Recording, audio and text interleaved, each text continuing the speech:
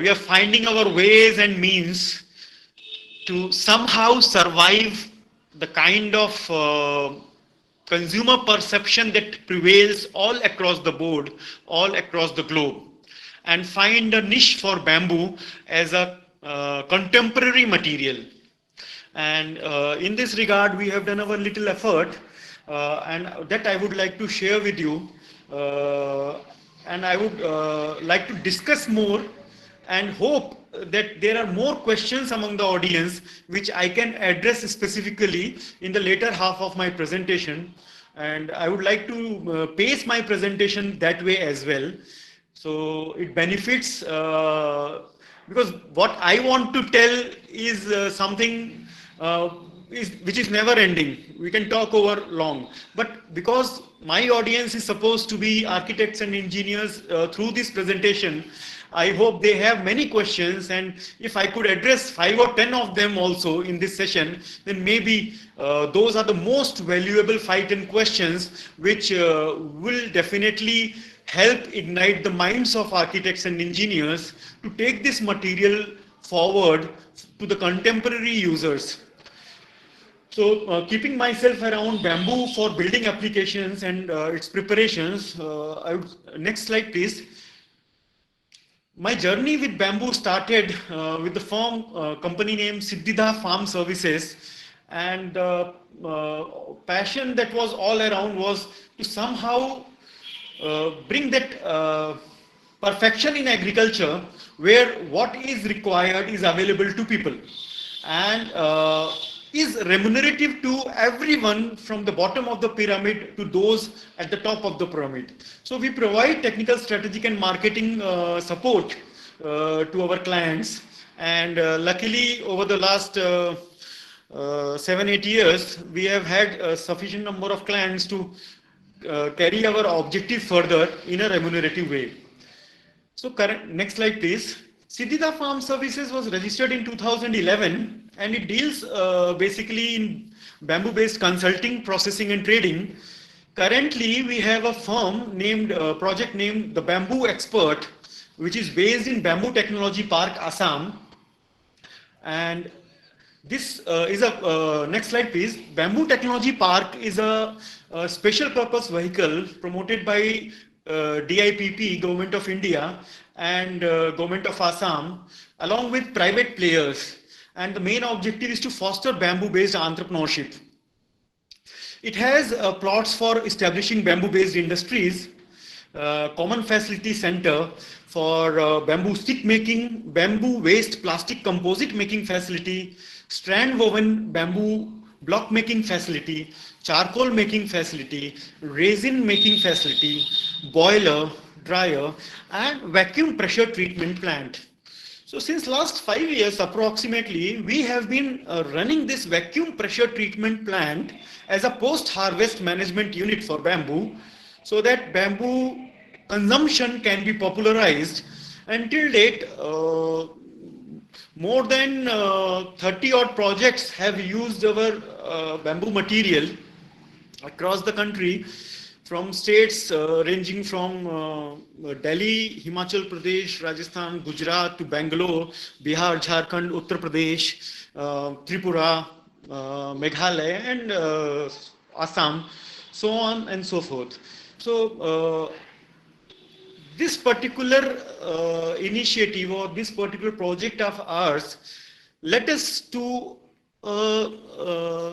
conviction that actually people want upgradation of their conventional consumption patterns, but somehow ready to use standardized materials are not available at the shop floor near to them. And despite the fact that bamboo is a bulky material, and more than the cost of bamboo, often it is the freight of the bamboo, which is more than 50% of the consignment value. Still, people prefer to buy it to as far as Bangalore or maybe Chennai from Guwahati. So the point is that if these systems evolve to a level where these local bamboo species could be developed in the same system and made available to the interested people, it could grow very well. Next slide, please. So during this period, first we supplied graded bamboo and started this work in 2015. The very first year we got some nice little exposure of working with some international architects and some of the leading names in our country in bamboo construction. And from 2016, we have utilized facilities outside the BTP from 2016-17, and thereafter from 2017 December we are continuously utilizing Bamboo Technology Park vacuum pressure treatment plant, and established as a model where you can say that today treatment has become the very popular enterprise among small investors. To my knowledge, both in public and private sector, this year alone, more than 15 treatment units have come in, and I have learned that most of those units are supported through National Bamboo Mission, and we can safely guess that maybe around 30 to 40 such treatment units are functional all over the country at various levels of their enterprise age. Some may be having some problems, but in general, the facility is available. People have sort of got excited about the prospect of bamboo treatment as an enterprise. We have demonstrated more than 12 species of bamboo as a commercial commodity after grading and primary processing them and treating them and making them available to different places. Almost 3 or 4 of them were supplied to Central Building Research Institute for the demo house project some in 17-18. Currently, we are also doing certain amount of prefabrication preparation of bamboo at our premise and delivering it to consumers who lack availability of skilled artisans at their place. So somehow trying to deliver greater value and reducing the timeline of execution of such projects. As next slide, please. In the next slide, you can see that Maharashtra Bamboo Development Board, Konkan Bamboo and Cane, Central Building Research Institute, Himalaya Food Company, Mizoram Bamboo Development Agency, Wondergrass, Bhavya Srishti Udyog, Art World, and similar other agencies. CBRI was a prominent buyer in 17-18. So we have provided goods and services to these agencies and many more. Next slide, please. So before we begin our discussion in detail, 4 things that have really stopped bamboo to be a popular material among the building professionals. And the most important was durability. See, most of us in this presentation today and most of us in the common urban landscape may not have used bamboo at all during our life cycles. But still we have a perception that bamboo is not durable. Much of it is coming from the fact that most of the organic materials are not so durable. Some have experiences of seeing such untreated, ungraded material being used in rural agricultural applications, roadside, and not looking so appealing, or maybe looking as if it is going to collapse very next hour. So that whole perception of durability, it's true that bamboo, when not treated and not properly done, is not so durable, but the degree to which it has been defamed as non-durable material is over-exaggerated. We have seen untreated material also being used for cycles beyond 5, 10, 15 years. Some traditional methods of soaking bamboo in water and proper harvesting practices and painting them with lime and all have resulted in long life cycles.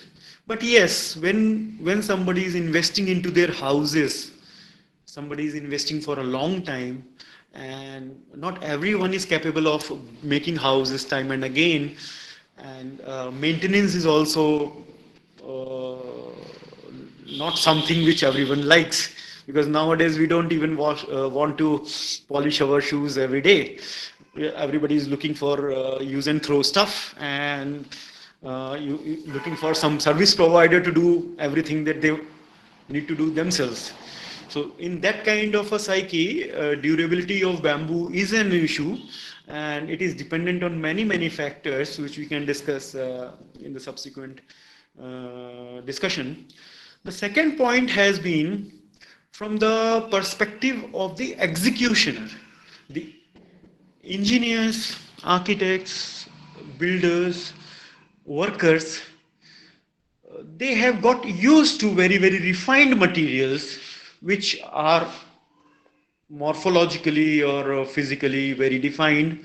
For example, if you buy a MS iron pipe, all those sizes along with the gauge of thickness and the material specification uh, is very well defined in terms of quality, cost, standard lengths available, standard weights and densities.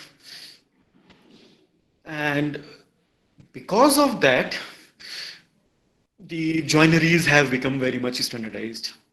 So, repetition of one construction unit all across the country or globe, or within the building in different locations, has become very easy in conventional materials. But with that approach, bamboo was never touched upon, because mostly bamboo was being used by people who grew bamboo in the backyard. They had the choice to choose the best segment for the post and utilize whatever the remaining is for other weaving applications, fencing, etc. The cost factor was not involved there. Durability was not a concern, because periodically before monsoon everybody used to repair those houses and all. Uh, Before every crop season, the fences were supposed to be repaired, and that's how the rural lifestyle was. Now we are looking for every bit of opportunity to explore our mobile phone and maybe surf over the internet, developing our knowledge and skills. But those physical skills are not so easily available anymore. So uniformity of material is a hurdle which, if overcome, can make any layman a reasonable construction worker, subject to certain measurement skills and certain joinery equipment being available at his disposal. The third part, which I have found lacking, has been the design part, which necessarily includes joinery, protection against wind and sunlight, which I have mentioned as ultraviolet radiation. Contemporary tastes and needs to be accommodated into the design parts, because even today, when most of the cottages are being done, uh, they take up the shape of a regular hut, and in those huts, the wall material, the roof material, again are the executioner of those projects are really very confused actually, to take up some more durable industrial alternative, or to do it a rural way. And finally they end up doing either a weak structure or not so appealing structure, and they are not to be blamed, because we are yet to develop that supply chain where the project executing teams have access to such material uh, readily at reasonable price and at consistent qualities. Now, another part is, because the supply chains are not very specific and defined, marketing has become a problem. So, on an average, 3 to 4 calls every day I attend, people are interested in such bamboo structures, not aware of actually the technicalities, the availability, the price bracket within which they fall, and sometimes over ambitious about their structures to be out of the world kind of designs, or sometimes over ambitious about the below the floor prices. So which is not true in all of the case.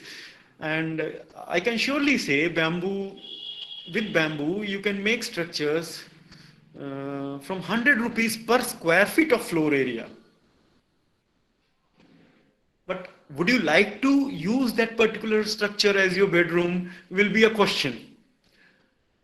Because 100 rupees per square feet bare minimum rural shed is possible with bamboo, with some little bit of concrete here and there. But it is not the one which is going to bring brand image to bamboo. On the contrary, yes, there are structures which are possible in the zone of 3 to 7,000 per square feet. Again, even though they can serve as a purpose of brand image, but they are not going to serve the purpose of commerce. Because sustainable commerce is when the larger populace is part of the supply chain, and those in the value chain are adequately uh, remunerated for their efforts, right from the farmers to the post-harvest processors, the building workers, the professionals, and all. Next slide, please. So I would try to touch up some of these points uh, in a, I would say, layman's way, not much technical, and I would appreciate the audience if they could make out some points where they need some technical inputs, and we can have it in the last 5-10 minutes of the presentation. So when we talk of bamboo and we go through the literature available on the net and in certain books, and of course in some even building standards, and I can assure you a lot of that is too much of technicality and exaggerated inconsistency in the data available all across the board, which is one major reason. And to caution you, I am not being negative or critical of anybody, but what is happening is that proper testing of the material is one part to it. The data available in the domain has been created by some of the very reputed institutions and has found its way into certain standards. But being very fair to them, most of those institutions have less experience of working with timber or biological materials. And the laboratory procedures may be same for testing, but the experimental designs need to be very, very peculiar for dealing with biological materials. Most of these structural properties, say, I will give you an example. Let us assume we have a bamboo species, and let it be, say, Bambusa balcoa, one of the better known, popular, strong bamboo species from the Indo-Bangladesh border area and grows well in most of the riverine areas. Now, this particular bamboo species, growing in different agroecological zones, vary in terms of all major morphological features. I have found Bambusa balcoa from 2-inch diameter to 5.5-inch diameter available. So, assuming that our experimenter, scientist, or someone who did those mechanical testing experiments takes up a bamboo in the zone of, say, 3-inch diameter without recording this variation in diameter, he will end up getting some of the mechanical features data variable compared to what data has been presented in some of the test reports done earlier and presented in public domain. Same way, across the whole length of the bamboo, right from bottom of the pole to top tip of the bamboo, the wall thickness varies. The rate of growth of bamboo can also influence the internode length in some cases, maturity of bamboo, and so the over maturity of bamboo can cause serious variations in the strength aspects of bamboo, let alone durability and others. So when I have deliberately restricted myself to morphological aspects rather than the strength properties and all, because as a golden rule, I would like to bring to your light that as our discussion is restricted to building material, bamboo based building material, will stick to round bamboo poles and the sizes which are usable in similar typical rural type cottages. And you would know, say for example, a small house would have uh, post or column as a main structural element which is taking the load of the roof as well as anchoring the building to the foundation of the ground.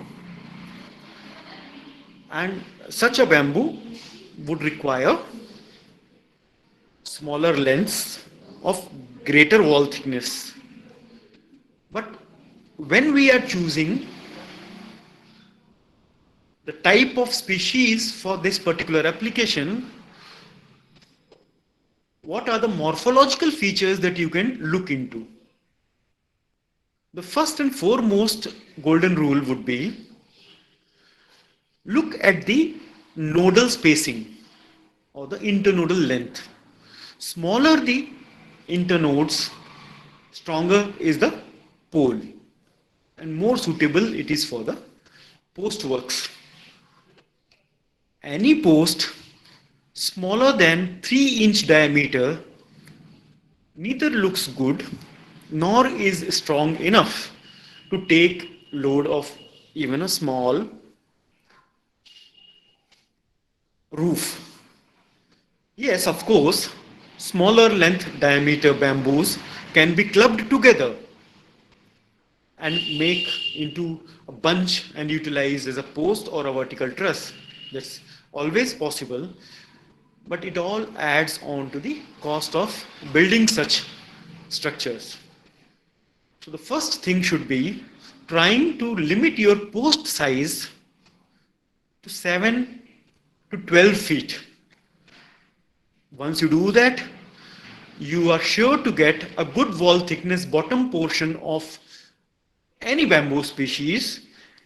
And among the species that I refer to and recommend for post works, Bambusa vulgaris and Bambusa balcoa are most suitable. Bambusa balcoa is the desirable species among the Indian species. And if you can get it in the size zone of 3.5 inches plus minus 5.5 inches, you have the best species. But beware of the fact that as your building height increases, you are bound to have a weaker building with even this bamboo as a post, unless you plan your post that way. And that would require a very qualified structural engineer or an architect to work that for you. For a layman, a simple post of 7 feet to 12 feet is good enough to do any domestic building. maybe in agricultural use or for your own consumption or use as a cottage or uh, tourist house, your own bedroom or sit out. 7 to 12 feet is more than enough. One bamboo is capable of providing one such post only. And if you hear to the people who negotiate the price of bamboo, often over the net, you will find that they calculate the cost of the whole bamboo and then try and work out the cost of that premium section of that bamboo, which is not always fair to the supplier, to the farmer, and not even to them, because general calculations will lead to general materials, and such general average quality material uh, won't last the kind of stresses and strains it has to undergo while construction of the building. The medium diameter bamboos, which are 2 inches to 3 inches diameter, yes, as I told you, I have seen Bambusa balcoa in that diameter as well. Supply of such a diameter is relatively limited, but it is available and it is one of the best choice. The number 2 choice in that category I would put as Bambusa nutens. Here as well, you will see internode lengths of 12 to 20 inches, but it is much better than Bambusa tulda, which has further long internodes. Now, why I have put in tulda in this category is only one reason, that's bamboo usages and recommendations are highly dependent on the geographies where you work. And to bring to your understanding and light, you will notice that every state and every bamboo using community over the years have got it for themselves 3 species in their geography. Just the way as I am sharing with you, large dia, medium dia, small dia. For example, in Karnataka side, you will find large dia means Bambusa arundinacea, Bambusa bamboos, which I missed to put in there, but it is for people in the central India, right from Karnataka to Chhattisgarh and Jharkhand, Bambusa bamboos is available, and it is a good large dia bamboo, 3 to 4 inches diameter is possible there, and wall thickness is reasonable. Densities I won't comment because I have seen Bambusa bamboos denser than Balcoa and sometimes having lower densities even as compared to Bambusa polymorpha, which is among the lowest densities. So commenting on the density is beyond my scope, but that bamboo is also very usable in Odisha, Jharkhand, Chhattisgarh, Maharashtra, MP, Andhra, Telangana, Karnataka. I have seen Bambusa bamboos. It's a good bamboo in large diameter bamboo. I missed that earlier, but now you can note that species is a good bamboo for post works, subject to other parameters like maturity and straightness. And it is rated in my list as second most important bamboo, before vulgaris and after Balcoa. So I was telling you about the linkages of the geography. So in that area, you will see some part of Karnataka, you have Bambusa bamboos and Dendrocalamus stocksai available there as a low diameter bamboo, and certain bamboos, nutens and tulda in some pockets, which is not the traditional association, and some places Dendrocalamus brandisii. So people are using those bamboos in split bamboo applications. Medium-sized bamboos all across the country have relatively longer internodes, and they are used in split bamboo applications. Like in Tripura, you will have smaller diameter bamboo, means Thrissostachys oliveri will be the most preferred one.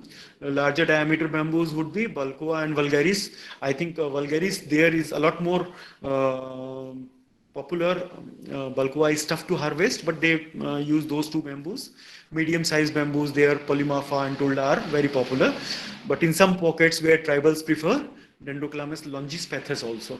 So that particular bamboo is also, all those medium bamboos, they can be in roofing application and split bamboo application. Again, you come to Assam, you will find that medium diameter bamboo would be Bambusa tulda, the most predominant all across the state, everywhere, every household will be having that. Low diameter bamboo will be Bambusa pallida, Bijli bamboo, which you see all across the VIP belt in Delhi, where it is used to extend the fencing. In Maharashtra, you will see it in Nashik belt being used for agriculture, locally called Bijli bamboo. So this is the way. In Chhattisgarh side, you will see Newtons along with Katang, which is Bambusa bamboos, the large diameter, Newtons, the medium diameter, and Strictus, the low diameter bamboo. So this way, there is a pattern to it. And even in Himachal, you will see the medium size diameter would be Hamiltonite, and Balqua there occurrence is less, but Strictus there the low diameter bamboo is available and is of reasonable quality there. Very, very small diameter bamboos are also there, but they have less application in housing. So in the flats and splits category, in the small diameter category, while I rate the bamboos, there is a lot of confusion. In my books, Dendrocalamus strictus is the best bamboo available in terms of quality, quantity, and the price. But when someone considers premium stuff, then Bambusa, Dendrocalamus stocksai, for the length of solidness that it offers, is a very good alternative in Konkan area and some parts of Karnataka. It's really beautiful bamboo, come to light through some very good work by Konkan Bamboo and some of the other architects from Maharashtra. Really one of the top class bamboo species. But if you ask me, in terms of diameter wise and the length wise, the yield wise, and other commercial parameters, I would rate Thyrsostochys oliveri and give a rider. Please be aware while buying Thyrsostochys oliveri, unless and until it is really, really mature, it is not going to offer you the properties that I may vouch with. So the node spacing in this particular bamboo is very, very good. At the bottom, the nodes are hardly 3 inches apart, and at nowhere in the plant they are 12 inches apart. So the node spacing creates a beautiful structure for the pipe. The density is in the mature bamboo is very, very good, nearly 0.8 grams per centimeter cube. But somehow this bamboo is popular in the trade for sports goods and fishing rods and all. Their lightweight bamboos and very flexible bamboos are preferred, and as a result, what is available in the market is not the material that you would love to use for your housing projects. Then in case of flats and splits, bamboos which have nodes far apart are a lot more suitable for you, and one can use Dendrocalamus giganteus. It offers you flats in the range of flat bamboos in the range of 12 inches to 20 inches wide. So these can be used in roofing, wall material, false ceiling, and several other applications. Now, the second part of our discussion, preparation of bamboo for building works. The most important thing would be sorting and grading of these materials. And it has to be ruthless. Believe me, there has been some claims and some people asking for wall thicknesses in the zone of 15 mm, 12 mm, 20 mm, which are not practical for 20 feet or 24 feet long sections.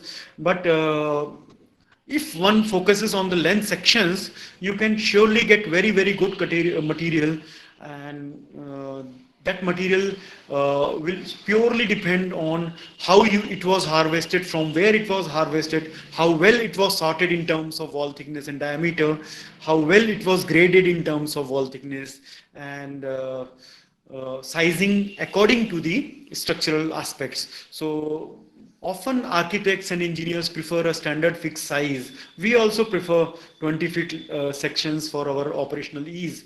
But in true terms, getting too long sections often makes you compromise with wall thickness aspect and the straightness.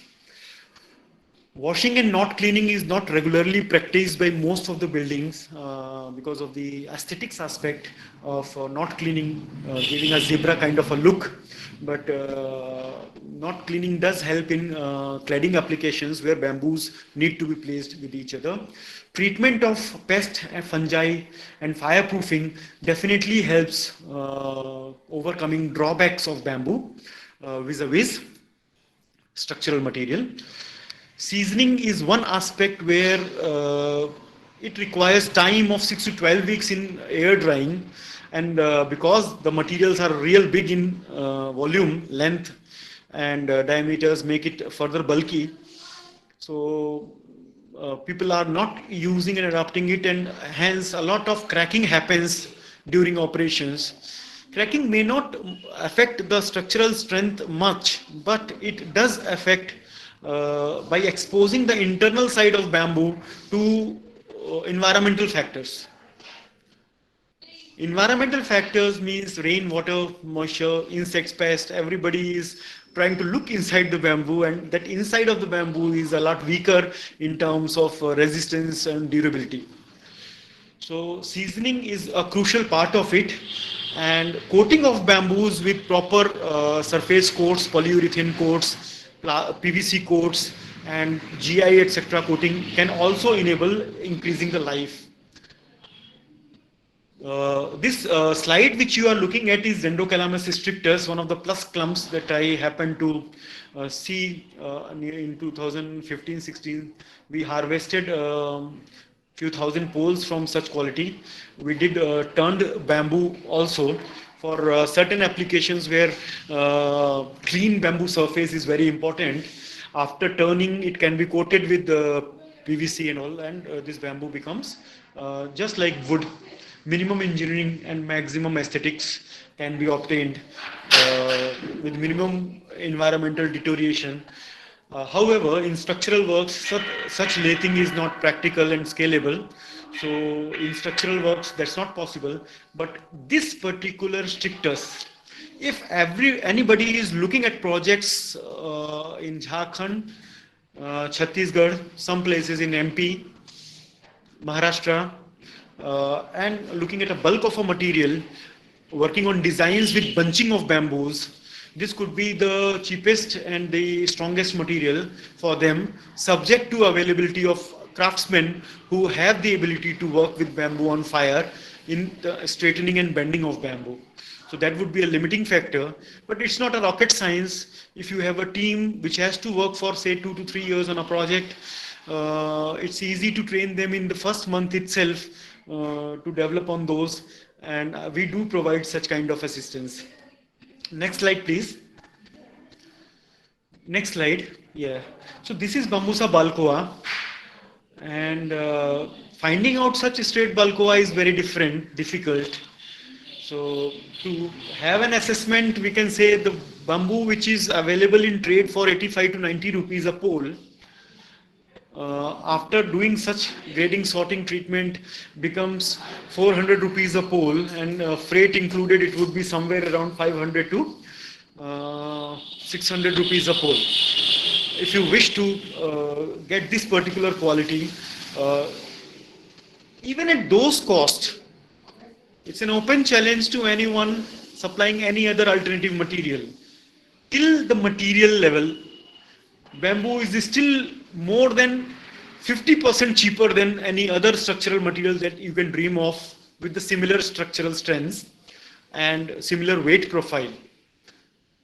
So 20 rupees a running fit or maybe 30 rupees a running fit on site is uh, nothing, because it's not leading to additional cost, because when we go for heavy structures you have to keep on increasing your strength of your foundations and walls and everything. But when going for lightweight buildings, uh, bamboo is a boon. Matlab, it's like God's own blessings for all of us. And in this Balcoa, what you see here, it's the diameter range of 3.5 to 4 inches, and it's most prevalent, most demanded structural material as of now. And for those who are looking into small houses, 7 feet to 12 feet post size, they are welcome to discuss with me on any matters regarding graded sized material for their building purposes. And there are many techniques where the lumen of the bamboo can be filled up to suit your joineries, but I think that's more of a technical discussion and away from bamboo as a raw material, so I keep it for some other time. Next please. Next slide please.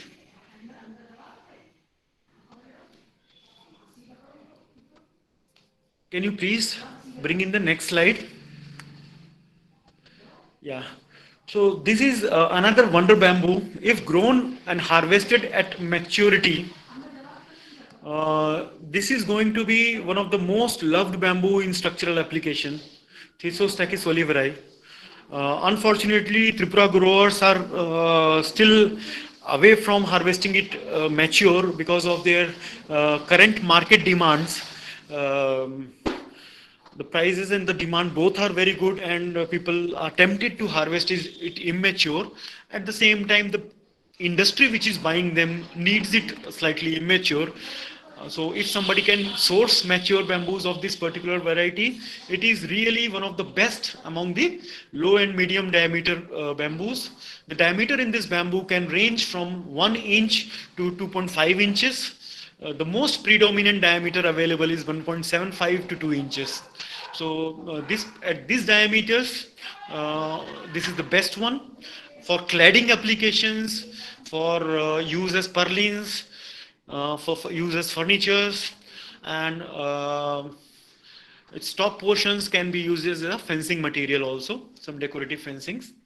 So wall thickness is moderate, but considering the diameter of the bamboo, that wall thickness is good.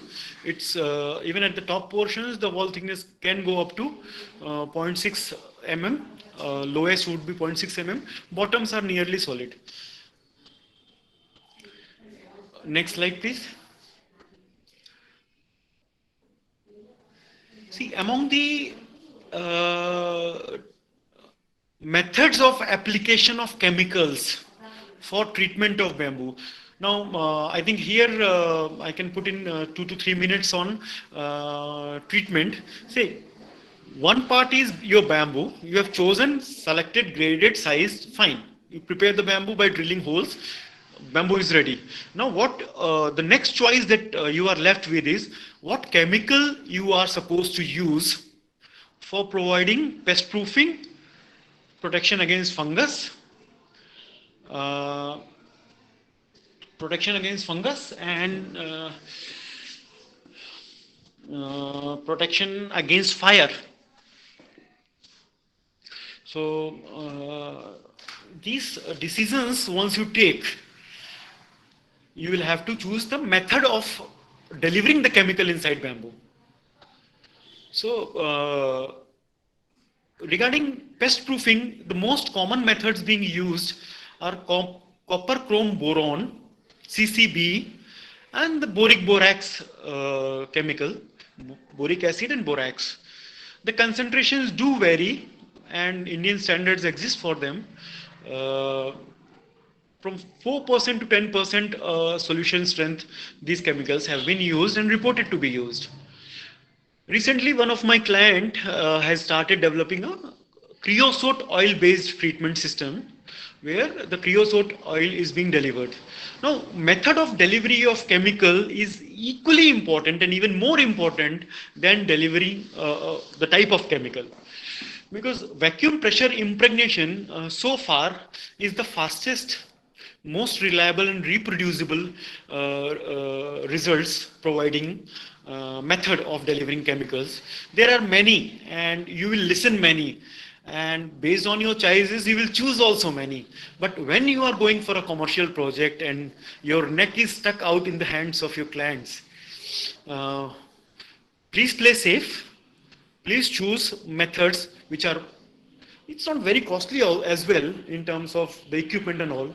A bare minimum facility can be built in 10 lakhs, but a state of the art modern facility may require 30 to 50 lakhs investment. But this method would be the best method. Always prefer vacuum pressure impregnated material. Type of chemical, concentration of chemical is again a case to case method, and it could be a separate one day presentation on that. What chemicals, what concentrations, what applications, what combinations you can try for different things, how to check those chemicals at your own place of construction, how to verify the quality of material. So all those things are part of different content which I may not be possible to discuss in this presentation. Next slide. As a strategy, see, this is Bhavya Srishti Udyog Private Limited. It started in lockdown. I am one of their advisors. And the lovely product that you see in the hand is a fencing post. It's bamboo, and bamboo is visible nowhere. So bamboo is the core of the product, and it is being encased by GI, very thin GI sheet, to protect it from environmental deterioration. And what you see at the bottom is a self-drilling screw. So no pitting is required. It can be drived into the ground. I have given you the name of the company. You can website is also there. You can go over the YouTube. Several videos of this material are there, and you will love the concept. And I'm sure you will love the concept of extending this application into building application. So if anybody is excited on that prospect, he is welcome to discuss, and we can link you to the company as well as provide you the samples for testing your prospects. The next slide, please.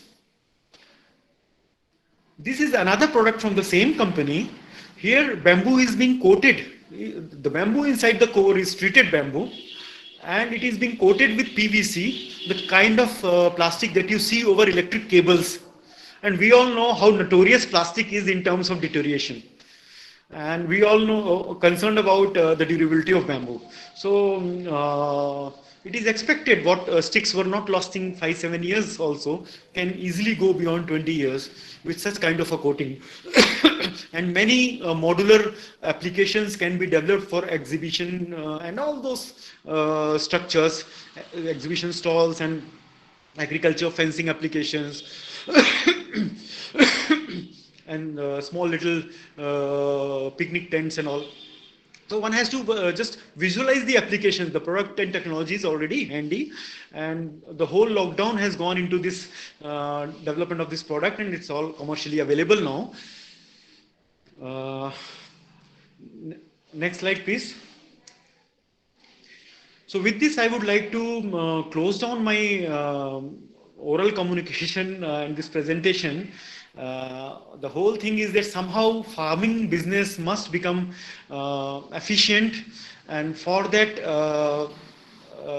the end goal is fulfillment of the farmer who has been doing these things. Somehow he is not getting the best market, best price and all. To bring to your knowledge, we provide them 30% higher price than the market price. We motivate them to get the best material to our shop, and same thing we expect from those who have taken this venture forward of getting into bamboo buildings, because bamboo is offering you a cost competitive advantage with other materials, There is a lot of offshooting of the benefits which you can pass on to several people in the supply chain. These are my basic contact details. You can get in touch whenever you want to, me directly or through Central Building Research Institute as well. Uh, any questions that you have regarding the treatment of bamboo, I would prefer email. And if you have any inquiries of treated graded bamboos or any desire to develop new species as a structural material, would be happy to help you as a partner. Thank you so much.